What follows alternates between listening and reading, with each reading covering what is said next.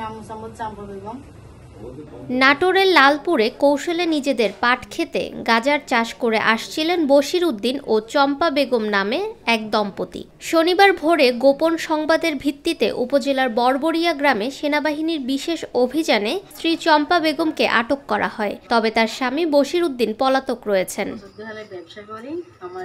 অভিযানে চম্পা বেগমের বাড়ি থেকে ৮০০ গ্রাম শুকনো গাঁজা এবং বাড়ির পিছনের পাট ক্ষেত থেকে ৩টি গাঁজার গাছ উদ্ধার করে পুলিশের কাছে হস্তান্তর করে বাংলাদেশ সেনাবাহিনী। এ ঘটনায় ওই দম্পতির বিরুদ্ধে লালপুর থানায় মাদকদ্রব্য নিয়ন্ত্রণ আইনে মামলা দায়ের করা হয়েছে। জানা গেছে তারা দীর্ঘদিন ধরে পাট চাষের আড়ালে গোপনে গাঁজার চাষ করে আসছিলেন। গাঁজা উৎপাদন করে স্থানীয়ভাবে তা বিক্রি করতেন, যা এলাকার যুব সমাজকে মাদকাসক্ত করে ফেলছিল। খারাপ হচ্ছে, আমি কাজ থেকে দুঃখিত, আমি কাজ আর জীবনে করবো না।